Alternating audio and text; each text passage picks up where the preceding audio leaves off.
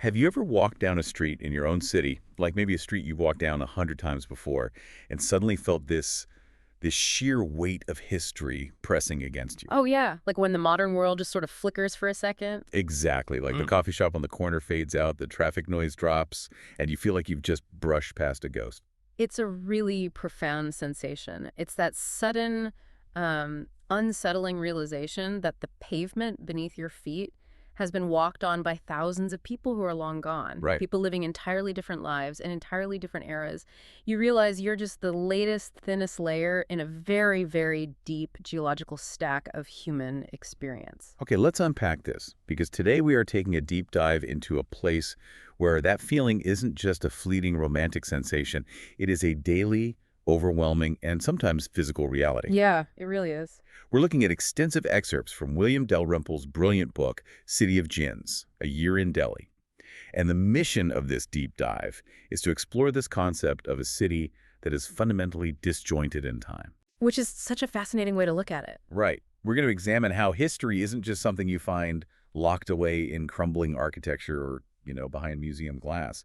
It's living, breathing, and sometimes violently colliding in the people who inhabit the streets right now. And it's a complex mission, because Delhi isn't just a city with a long past. It's a city made of multiple overlapping pasts that stubbornly refuse to give way to the present. Yeah, you have centuries sitting right next to each other, often really uncomfortably. But before we step into this world, we need to pause for a crucial note for you listening. Yes, this is very important. The source material we are examining today deals with moments of extreme historical sectarian violence. Specifically, the text contains very graphic, first-hand accounts of the 1984 anti-Sikh riots, as well as the catastrophic violence between Hindus, Muslims, and Sikhs during the 1947 partition of India. Right. And we want to be explicitly clear with you, the listener. In this deep dive, our role is strictly as guides to the text. Exactly. We are reporting the factual contents of the author's work to understand the city's history. We take absolutely no sides, we endorse no political or sectarian viewpoints whatsoever, and we're merely conveying the lived experiences and historical accounts exactly as they are provided in the source material. Our goal here is understanding the history, nothing more.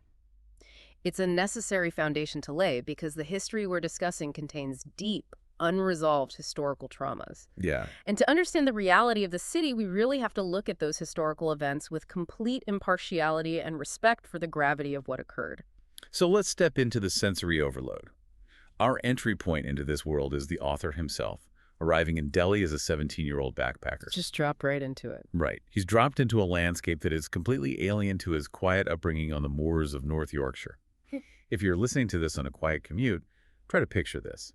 He describes Delhi as this intoxicating, chaotic labyrinth. It's a city where you find magnificent, centuries-old marble palaces sitting right next to open, running gutters. Yeah, and it's the beautifully filtered light coming through intricate carved stone lattices. But when you look through that lattice, you see entirely anarchic, surging crowds. It's a landscape of ancient domes, choked with modern traffic fumes, and it carries this heavy, pervasive whiff of roasting spices, diesel, and dust. It sounds like an absolute assault on the senses. Oh, it is. But what grabs the author immediately isn't just the noise or the smell, it's the realization that the ruins in Delhi aren't just made of stone, there are human ruins too. Right, and before we can even begin to understand the people walking those streets today, the author suggests we have to understand the invisible forces that supposedly govern them. Which brings us to the Djinns. Exactly, the myth of the Djinns.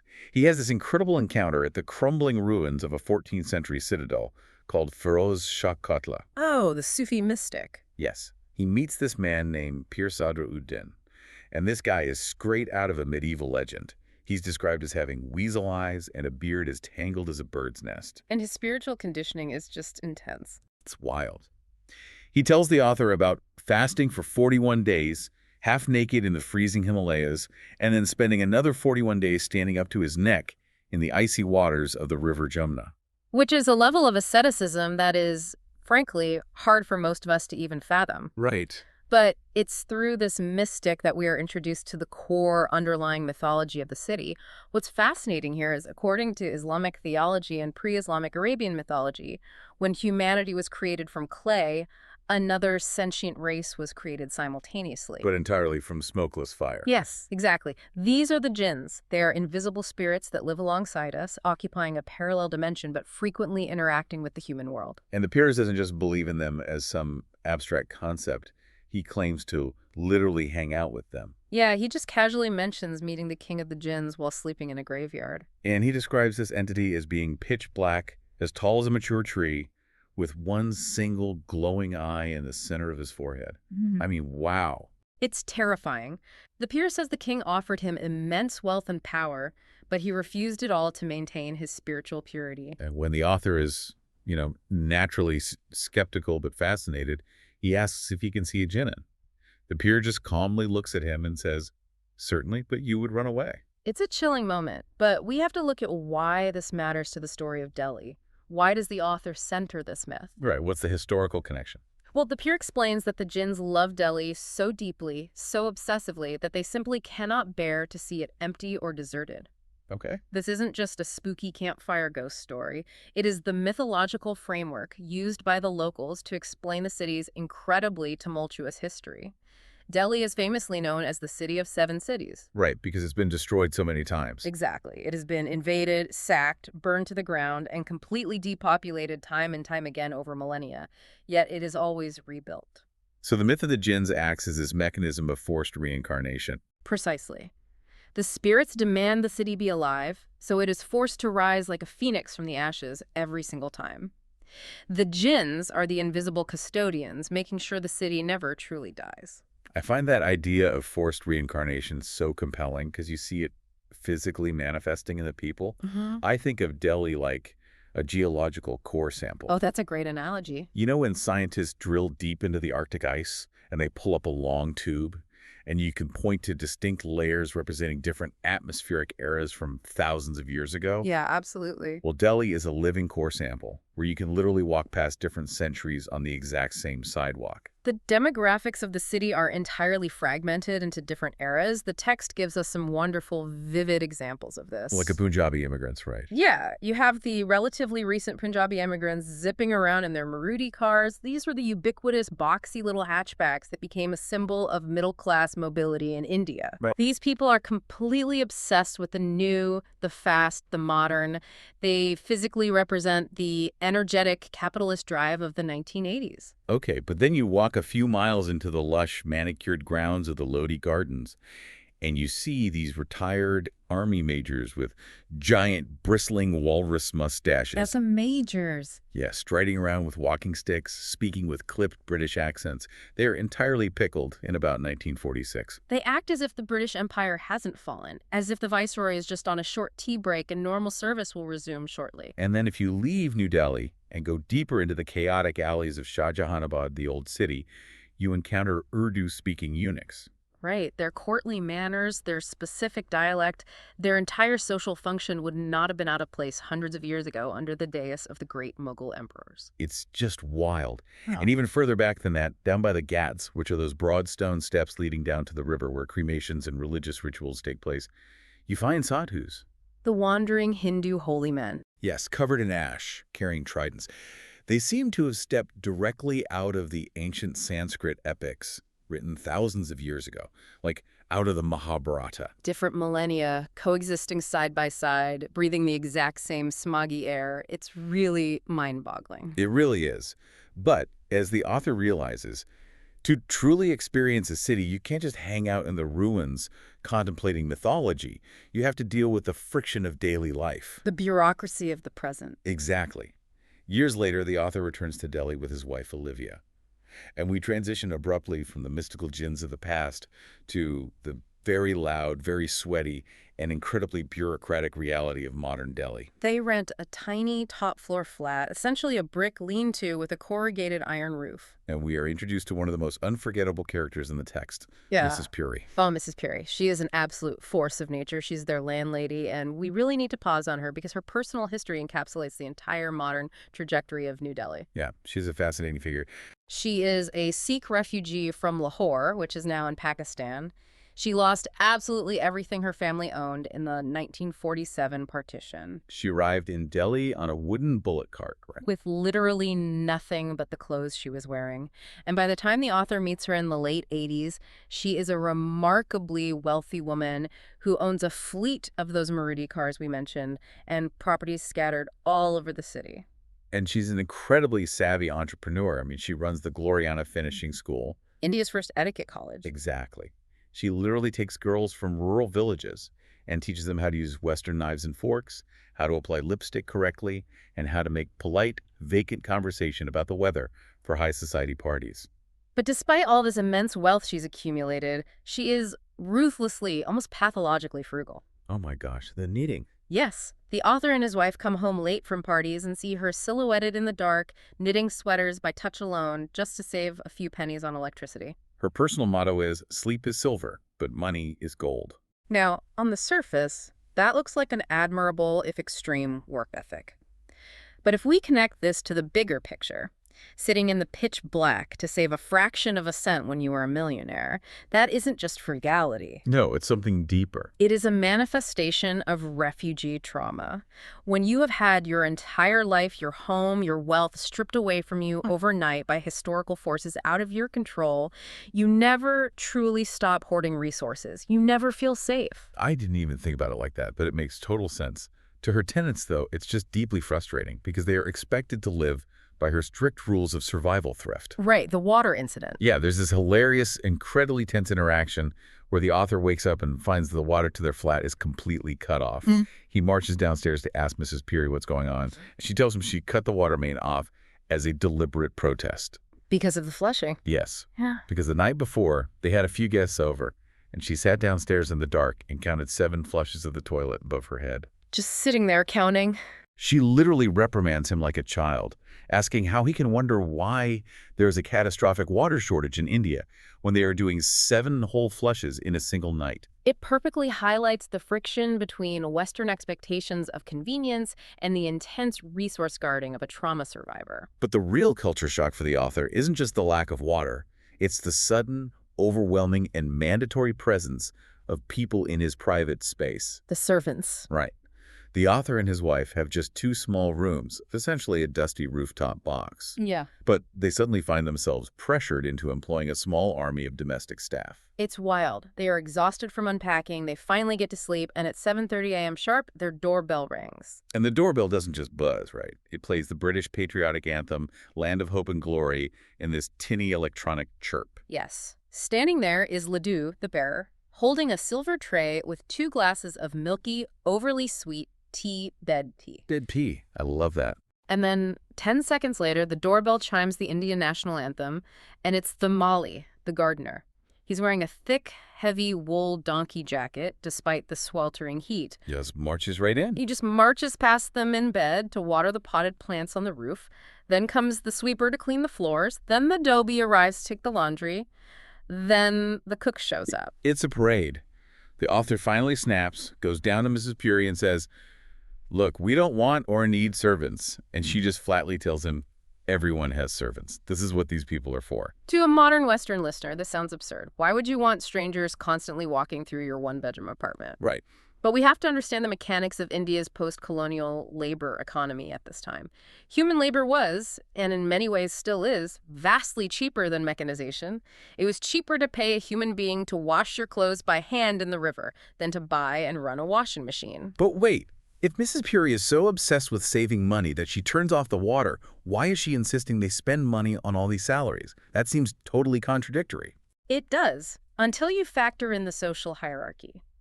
This isn't about luxury or convenience. It is entirely about maintaining prestige in a highly stratified society.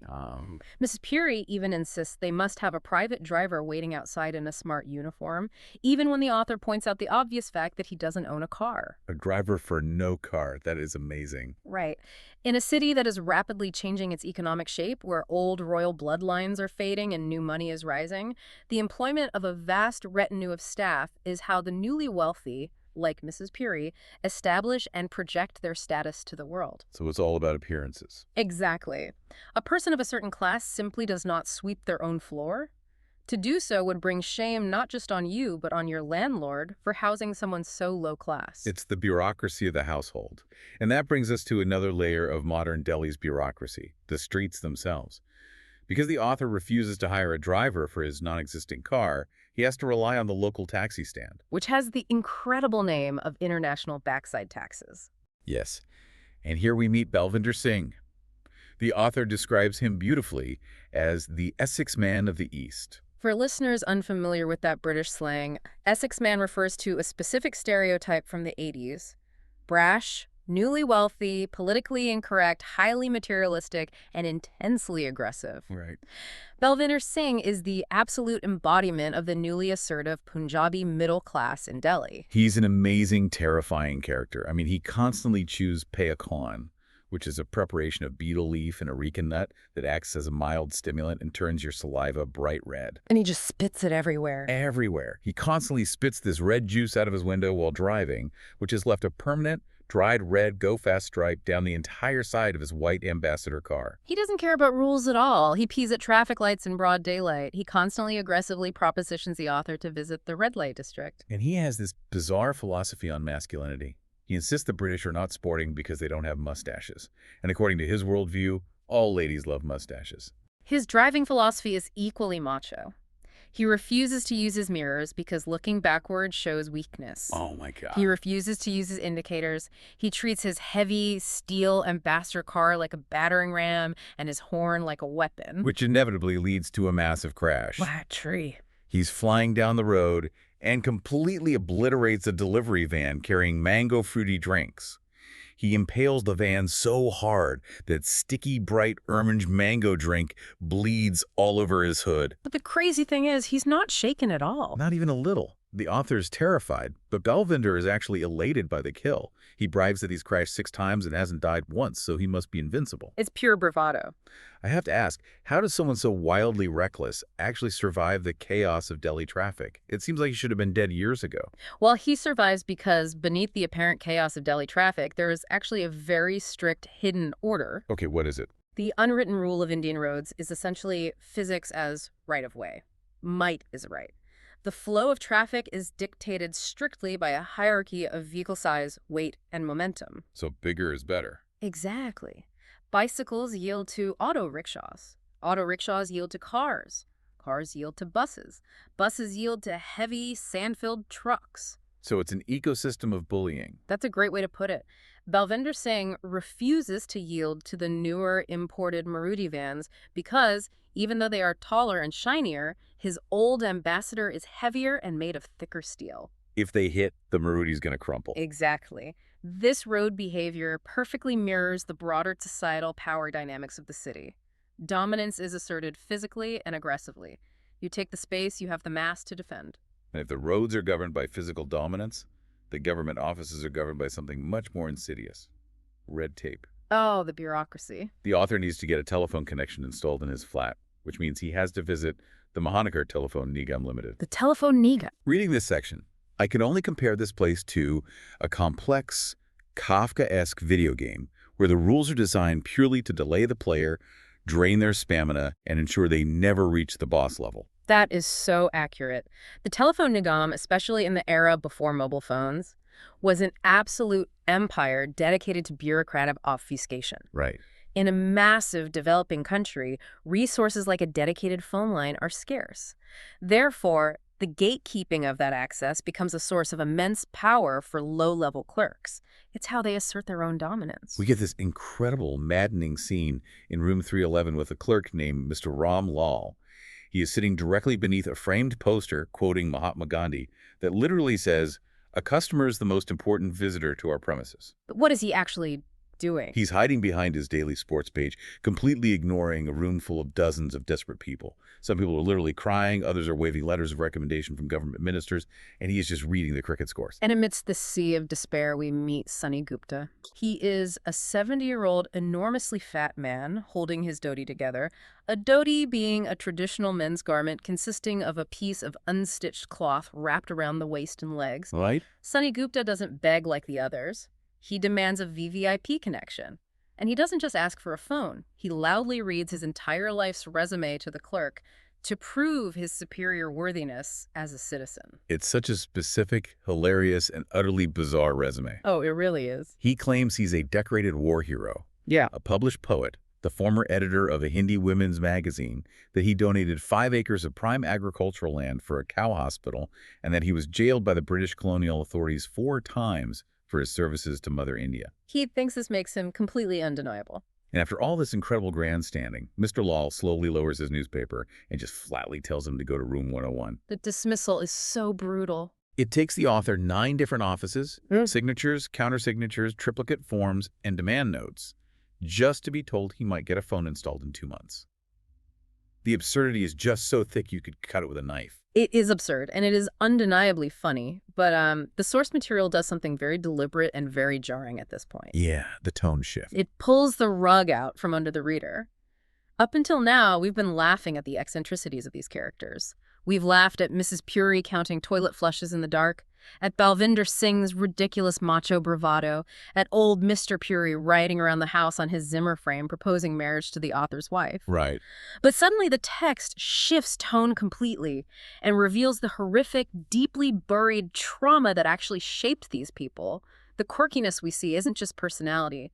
It is thick scar tissue covering deep, unhealed psychological wounds. It's a really sobering transition. You realize you've been laughing at defense mechanisms. And the trigger for this trauma is a specific date, October 31st, 1984. The assassination of Prime Minister Indira Gandhi. To understand the sheer scale of the violence that followed, we really have to provide a brief historical preamble to that assassination.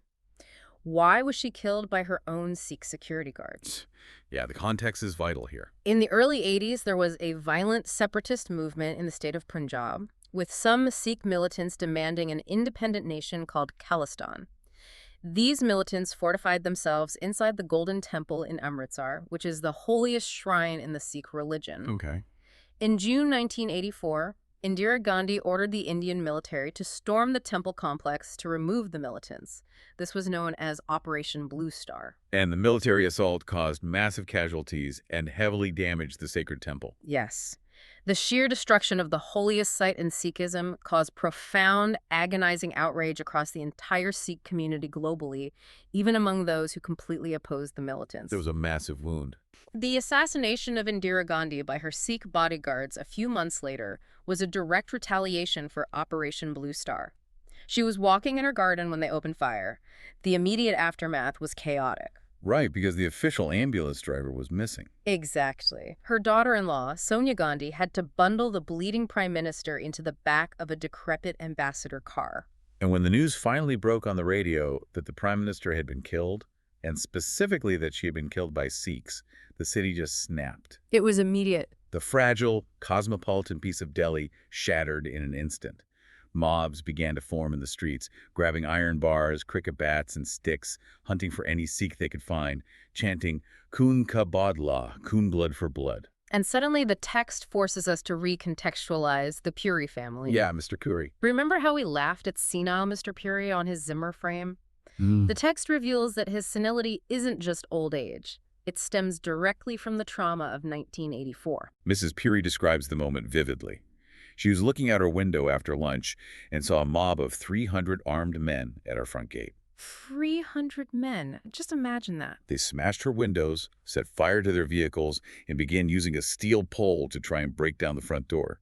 Mr. Puri, this elderly, frail man who could barely walk, had his sergeant place him directly behind the splintering wood of the front door. He was a retired military man, right? Yes, and he pulled out an old service revolver he had kept from those days. As the wood began to give way, he fired the entire magazine point blank through the door into the mob. Wow. It shocked the mob enough that they retreated, and it saved their lives. But the sheer terror of that siege, of having to shoot people on his own doorstep, broke something in his mind permanently. He was never the same after that day. And then what about Balvinder Singh, the macho Essex man who fears nothing on the road, who treats his car like a tank? His story is just brutal. He was forced into absolute hiding. He and his brothers were in a convoy of taxis trying to get home across the river when the riots broke out. They hit a roadblock made of burning trucks. Oh. The first 2 cars, driven by Balvinder and his brothers, managed to swerve and smash their way through. But the third car, containing 3 of Balvinder's young cousins, was stopped by the mob. It's just horrific. The text describes how the mob pulled these young boys out of the taxi, beat them unconscious with iron rods, doused them in kerosene, and set them on fire. And Balvinder had to just watch. Balvinder and his brothers had to hide on their roof for days, watching fires burning all over Delhi, knowing their cousins were dead. And to survive, to avoid being identified by the roving death squads, they committed what is, for a devout Sikh, a deeply traumatic and sacrilegious act. They cut their hair? Yes. They took scissors and razors, cut their sacred hair, and shaved off their beards.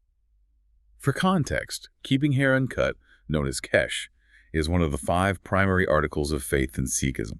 It is a symbol of respect for God's creation. The psychological violence of having to physically mutilate and erase your own core religious identity just to avoid being murdered in the street by your neighbors is profound. But as horrific as Balvinder's story is, the source material takes us into an even darker place, a place called Puri. Yeah, the slums. I'd never heard of this place before reading this.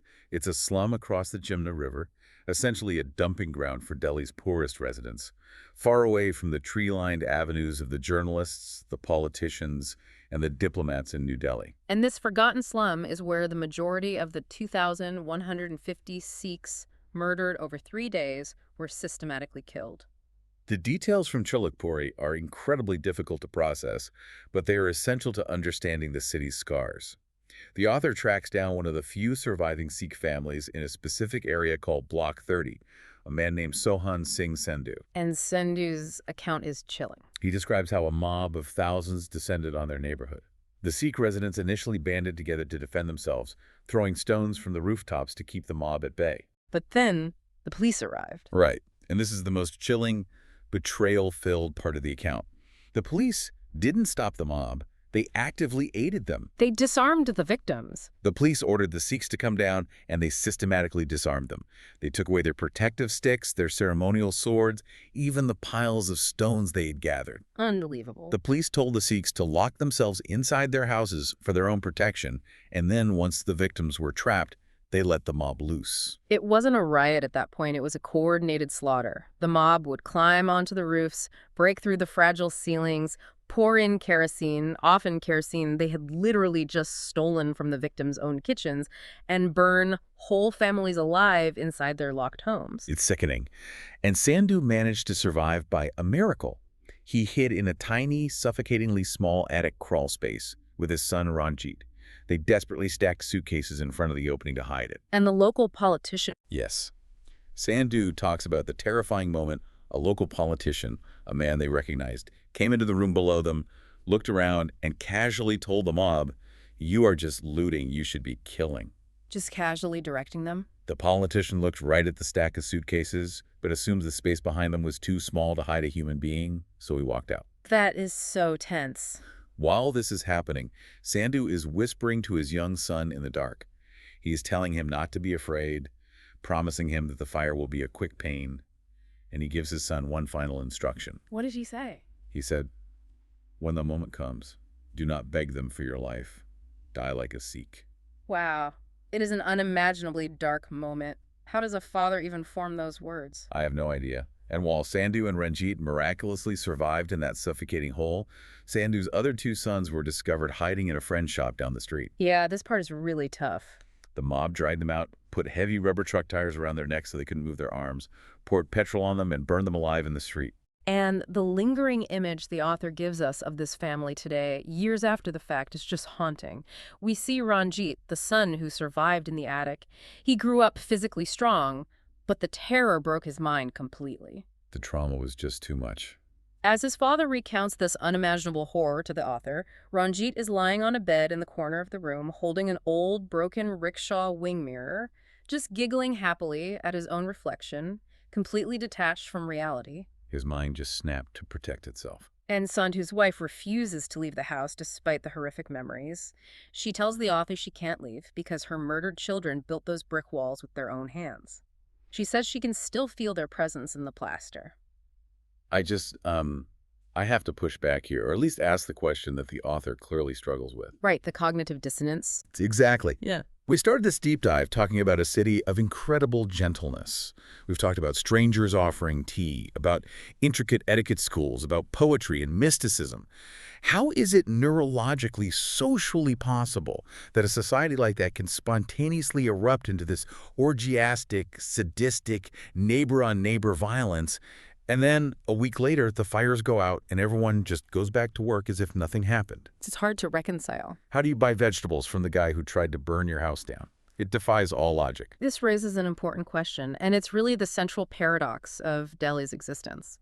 The text suggests that to understand this incredible cognitive dissonance, you have to look at the cyclical macro history of the city. It's a history we talked about earlier. Yes, this violence is not an anomaly. It is an inherent part of Delhi's DNA. The author notes that if you look at the medieval history, out of the first 12 sultans of Delhi, only 2 died peacefully in their beds. 2 out of 12. The rest were poisoned, stabbed, or beheaded by their own subjects or family members. When foreign invaders like the warlord Timur the Lame sacked Delhi in the 14th century and built pyramids out of human skulls, they succeeded largely because the citizens were already busy slaughtering each other in massive factional street riots. They were already weakened from within. Exactly. If we go all the way back to the myth of the Djinns we started with, remember the rule. The Djinns ensure the city is always reborn, but for rebirth to happen, there must first be total destruction. The violence isn't a glitch in the system, it is baked into the timeline. So you're saying the trauma is structural. Yes. And that leads us to a massive realization in the book. The violence of 1984 isn't an isolated incident. It is actually a terrifying echo of a much larger, more defining trauma that completely rewired the city just a few decades earlier. I'm talking about the 1947 partition of India. If you look closely, every single quirky Punjabi immigrant we've met so far, Mrs. Puri hoarding electricity, Balvinder Singh fighting the traffic, old Mr. Puri with his gun, they are all carrying the ghosts of 1947. 1984 just ripped the scabs off those old wounds. Absolutely.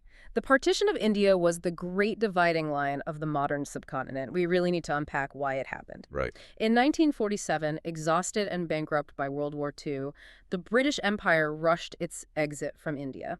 The decision was made to divide the subcontinent into 2 independent nations, a Muslim-majority Pakistan and a Hindu-majority India. And they brought in someone who didn't even know the region. A British lawyer named Cyril Radcliffe, who had never even been to India before, was brought in to draw the borders on a map. When those lines were announced, millions of people suddenly realized they were standing on the wrong side of the border based on their religion. It triggered the greatest mass migration in human history. 12 million people. Over 12 million people moved. The Muslim population of Delhi fled north toward the new nation of Pakistan, while the Hindu and Sikh populations of the Punjab region fled south toward Delhi. And the violence of this forced migration was apocalyptic. Without a central authority to keep order, neighbor turned on neighbor. Entire trains of refugees were ambushed and slaughtered. It was chaos. Balvinder Singh's father, a man named Punjab Singh, tells the author the story of his escape from his ancestral village, Samundra. It sounds like something straight out of a medieval siege, not the 20th century. 900 Sikhs, including women and children, were trapped inside the high walls of an old fort, surrounded by thousands of armed Muslim neighbors demanding their land and their lives. They had no guns. They had no ammunition. And their defense mechanism is incredibly surreal. It's almost darkly comic if it weren't so desperate. Sweet makers. Yes. The head of the village sweetmakers, the Mithai Wallace, looks around the fort and realizes they have massive cast iron cauldrons, unlimited water from the well, and sacks of sugar. So he orders his men to light huge fires on the stone battlements and start boiling giant vats of jalebi syrup. For those who don't know, jalebis are those bright orange, intricate, deep-fried sweets soaked in a thick sugar syrup. Right, so they are boiling hundreds of gallons of this incredibly thick, sticky, boiling hot syrup. Down below, the attackers are using a massive tree trunk as a battering ram, smashing it against the wooden gates of the fort. And the head sweetmaker just leans over the stone parapet, yells down at the mob, "You like our jalebis?" and tips the cauldrons, pouring the boiling sticky sugar directly onto the attackers below. Oh my God. The syrup sticks to their skin and burns right to the bone. They literally repel a massive siege using scalding hot candy, holding the fort until the British army finally arrives to evacuate them. It's brilliant, but it's born out of absolute sheer desperation. And that level of desperation was everywhere. You didn't need to be in a fort to be in a war zone. We meet another character, Mr. Seth. The polite neighbor. Yes, he's the author's neighbor in Delhi, a polite, extremely timid, safari-suited man who worked as an assistant ticket inspector for the railways near Lahore before the partition. His story's terrifying because it happens in the mundane setting of a train station. He describes passenger trains pulling into a station where every single person on board, men, women, children, the elderly, had been slaughtered along the route. It's gruesome. He says blood was literally pouring out of the doors of the train cars, pooling on the tracks.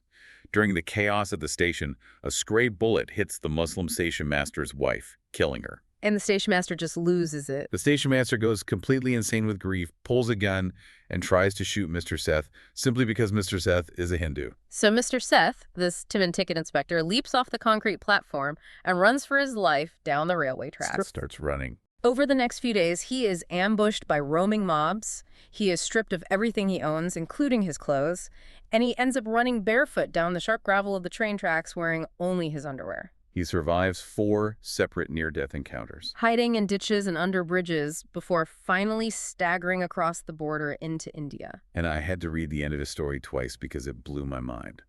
What is the punchline to this harrowing cinematic tale of survival? He shows up for work. He arrives in the Indian city of Amritsar at midnight, naked and traumatized. The railway authorities give him a new uniform. He reports for duty exactly at 9 a.m. the very next morning, punches his ticket, and eventually gets a promotion. Just slots right back in. He just slots right back into the bureaucracy. How does a human brain even process that? It speaks to the incredible resilience of the human spirit, but also to the fact that when everything else is destroyed, the routine of a job is the only structure left to cling to. That makes sense. But if you look at the macro level, at what this migration did to Delhi, I think your earlier analogy of an organ transplant is perfect. Oh. Right. Think of 1947 as a sudden, incredibly violent organ transplant for the city. It went from being the slow, highly cultured, poetic, Muslim capital of the fading Mughal Empire with about 900,000 people to being overwhelmed by 1.8 million loud, fast-paced, traumatized, aggressive Punjabi refugees in a matter of months. The host body was fundamentally changed. The original aristocratic Urdu-speaking elite of Delhi looked down on these incoming Punjabis. Yeah, they really did. They saw them as boorish, uncultured peasant farmers who didn't appreciate poetry or fine art. But those uncultured farmers, driven by the pure survival instinct of having lost everything, completely took over the city's economy. They built it back up. They built factories, they started businesses, they rebuilt their wealth from scratch through sheer grit. Exactly. But that creates a massive cultural friction. If the Punjabis, like Mrs. Puri and her etiquette school, or Balvinder Singh and his taxi, represent the wealthy, resilient, but somewhat brash New Delhi, we have to ask, what the heck happened to the old Delhi? Yeah, where did it go? What happened to the highly refined, poetic culture of the Mughals that had defined the city for centuries? The short, brutal answer is it decayed. Physically and culturally, Shah Jahanabad, the old walled city built by the emperor who built the Taj Mahal, was left to rot. It's so sad. The author takes us into these areas that were once the absolute pinnacle of global elegance, places he compares to the finest aristocratic neighborhoods of Europe. And now, they're just choked, crumbling wholesale markets and overcrowded slums. We get a highly vivid description of a place called the Haksar Haveli. A Haveli is a traditional grand courtyard mansion. Right. This specific Haveli was a place of immense historical and social significance.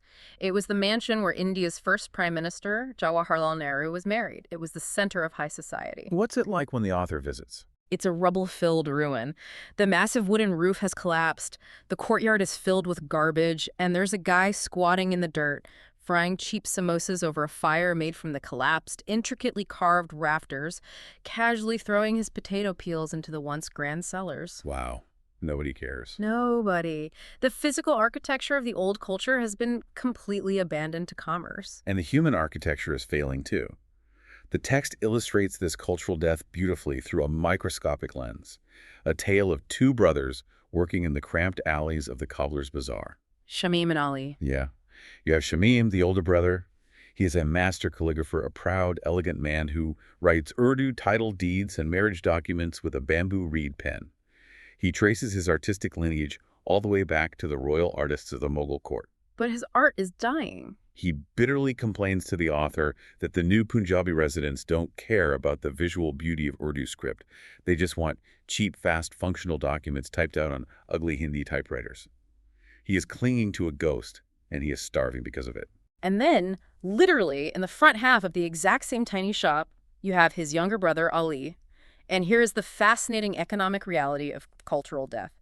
Ali has completely rejected the past. He's not writing poetry. No, he doesn't write poetry. He wears cheap, shiny polyester shirts. He shoots quick, ugly passport photos on a plastic Japanese camera. And he decorates the shop walls with these gaudy, colorful pinup posters of Egyptian belly dancers and scantily clad movie stars. Here's where it gets really interesting. Shamin is deeply, profoundly ashamed of his younger brother. He feels Ali has abandoned their religion, their dignity, and their high culture for cheap thrills. But Ali is making money. Exactly. Looking at it from the outside, the tragic comedy is that Ali represents survival. The old elite culture of Delhi cannot survive in the new, fast-paced commercial reality. Survival in this new economic landscape demands the sacrifice of that high culture. Ali adapts and makes money. Shamim remains pure, but he fades into irrelevance. It perfectly distills the broader societal shift. And speaking of fading into irrelevance, the text introduces us to one of the very last living relics of that Mughal aristocracy, a woman named Begum Hamida Sultan. She lives in the crumbling remains of a once grand mansion called Ali Manzil. She is this frail, aristocratic woman with stark white hair and bony wrists, but she is living in absolute squalor. Her family's massive courtyard has been sold off piece by piece for cheap tire shops. And the balconies are falling down. The wooden balconies are literally collapsing around her. She has no servants left. As she talks to the author, she is literally brushing away a starving stray cat that keeps trying to jump on her lap. And her words are essentially the epitaph of old Delhi. She looks the author and says, "Partition was a total catastrophe for Delhi. I just want to be forgotten." Such a powerful quote. She recognizes that the city she loved, the refined Urdu language she spoke, the courtly culture she embodied are all entirely dead. She is just a ghost waiting for her body to catch up. But the ultimate, most poignant tragedy of Old Delhi isn't even found in Delhi. It's found in exile. Right, over in Pakistan. The author travels all the way to Karachi, in Pakistan, to meet the exiled Delhiwalas. These are the Muslims who fled the violence of 1947. They live in a sort of suspended animation. What do you mean? They sit around drinking jasmine tea and talking obsessively about the specific smells of Delhi's alleyways, or the taste of the water from a specific well, as if they just left yesterday. But it's been 40 years. And among them is Ahmed Ali. He's the author of a brilliant, highly acclaimed 1940 novel called Twilight in Delhi. Oh, his book is incredible. His book captured the very essence of the old city right before it was destroyed. He wrote beautifully about the pigeon flyers racing flocks of birds over the rooftops at sunset, about the Sufi mystics and the alchemists searching the ruins for a magical, luminous flower called the lamp of the night. He essentially preserved the soul of the city on paper. And the irony of Ahmed Ali's life is just staggering. He is supposed to be this great, revered defender of Islamic Mughal culture against the erasure of Western imperialism. But when the author finally meets him in Karachi, Ali is sitting in his house wearing a heavy English tweed jacket with leather elbow patches. And he curses constantly, sounding exactly like a cranky, retired British clubman complaining about the weather. It's so jarring. But the irony goes much deeper than his wardrobe. Ahmed Ali is trapped in a bitter, stateless limbo. Because he didn't even want Pakistan. No. He vehemently opposed the creation of Pakistan. He didn't want the country partitioned. He believed Hindus and Muslims could live together. But in 1947, when the borders were drawn and the riots started, he was working as a visiting professor in China. Talk about bad timing. When he tried to come home, the new Indian government wouldn't let him return to his house in Delhi simply because he was a Muslim, and they assumed he belonged in Pakistan. He was literally locked out of his own country while on a business trip. So he was forced to go to Karachi, a city he absolutely despises. He complains bitterly to the author, calling Pakistan a hodgepodge of feudal lords and robbers, a country with no real culture. And the Pakistani government banned his book. Yes. To add insult to catastrophic injury, they wouldn't let copies of Twilight in Delhi through customs because it was a book entirely about a city in India, which they considered subversive and unpatriotic. So India wouldn't let him live in his home, and Pakistan won't let his home live in his books. He is a man whose entire civilization was literally erased from beneath his feet, and he is left with nothing but a tweed jacket and his anger. It perfectly encapsulates the collateral damage of history. The lines drawn on a map by a British lawyer in 1947 didn't just move populations, they shattered an entire cultural ecosystem forever. So we have to ask ourselves, what does this all mean? We've gone on an incredible, sprawling journey today. We started with a mystic talking about invisible fire spirits, the Djinns, demanding the city be rebuilt. We navigated the aggressive modern bureaucracy of Mrs. Puri and Balvinder Singh. And we ended up confronting the very real, very bloody ghosts of partition and the 1984 riots. Why should you, the listener, care about the specific, localized history of Delhi? Well, because the lesson of Delhi applies everywhere. Every single city in the world has invisible layers. Right. To truly understand the place you live, whether that's London, New York, Tokyo, or a small town in the Midwest, you have to learn to look past the modern high-rises, the chain coffee shops, and the traffic jams. You have to learn to see the human ruins. The person sitting next to you on the subway or the eccentric neighbor down the street might be secretly carrying the memories of vanished worlds, of forced migrations, and unspoken historical traumas. Exactly. The past isn't dead. It's walking around disguised as an eccentric landlady hoarding electricity, or a brash taxi driver who refuses to look at his rearview mirror because the past is too painful to look at. And we want to leave you with a final provocative thought to mull over. Think of the classic philosophical paradox known as the ship of Theseus.